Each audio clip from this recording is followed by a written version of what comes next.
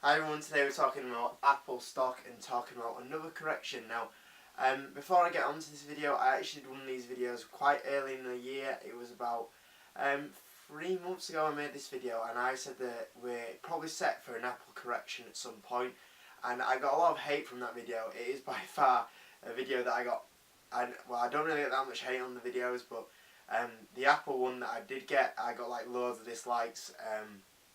I think it's the most video where I've actually had, like, if you combine likes and dislikes together in one video, there were just so many dislikes on that video, and I think I got a lot of hate from like people who invested in Apple stock and didn't really like me talking negatively about that stock.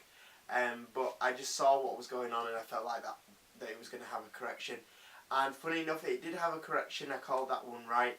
I think it went down a good 15%, and when it went down 15%, I invested in it and then sold my shares and made a nice bit of profit in it. So it's no way that this video is negatively about Apple as a company in general. I just think this is my belief on why there's going to see a bit of a stock correction coming up.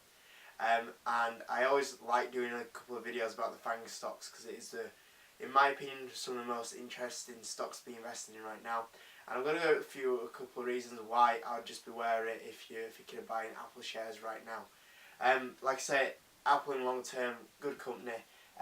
It has a few issues to sort out in my opinion, but still at the moment, still an investable company. Just not right now, or just hold off a little bit in my opinion. And these are kind of the reasons why I'm not invested in Apple and why I choose Microsoft over Apple.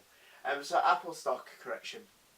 It came out this week that Apple stock, or Apple itself, had a slowdown of sales in iPhones. Now this came out beforehand, before the earnings report, and it turns out that they kind of just met their expectations of how they're going to sell their iPhones, and that was one thing that caused one of the corrections in it. And when it went back up again after, it was like, oh, it did meet it, it was fine. The same thing's happening this time. So Tim Cook did say that if any news comes out about this, then don't pay attention to it, it's okay. And because there's so many suppliers that, if one supplier says that, not to trust it, because it has so many other suppliers that are doing fine supplying the iPhones. So I think overall we are seeing a slowdown of the iPhone, because the iPhone at the moment is doing 6% of Apple's sales. So when a product like that is massive, that's a product that you should be checking out. And for iPhone, we've seen the iPhone get more expensive. With it being more expensive, as I see and a lot of people speak about, is a slowdown of people upgrading, because the iPhone, personally I have an iPhone 6 and I really like my iPhone 6 and I have no plans to upgrade my phone. I've had it for 3 years now. As much as the other iPhones are better, that I don't feel like I'm getting that much of an upgrade for paying that amount of money when I can have this phone that's all paid off and I really like it.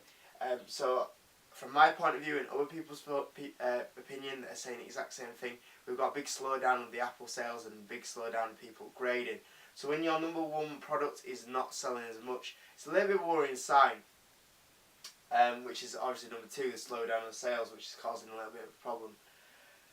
Number three, this would be fine if Apple had other products. Now, we do have Apple that have, the Apple Watch and the home speaker, which they are struggling with compared to Amazon because it's a little bit more expensive.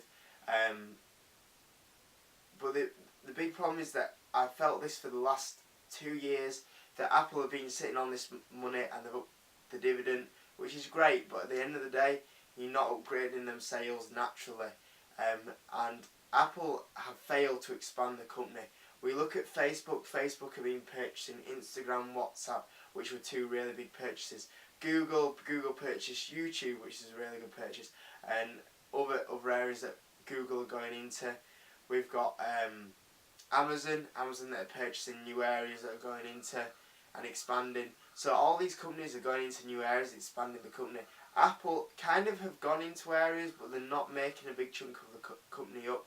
They're doing a little bit of sales. The only kind of area which is kind of where that I'm impressed with so far is the service kind of side of it, with the cloud and the Apple Music and all that.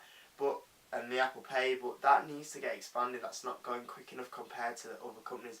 And in the tech sector, if you're slow at updating how you're doing, you get left behind really easy. And Apple is, for me, in a little bit of that situation where it's in the potential to get left behind now. In my opinion, rather than upping the dividend and the buyback system, Apple, in my opinion, should have just gone out and make a big purchase of someone.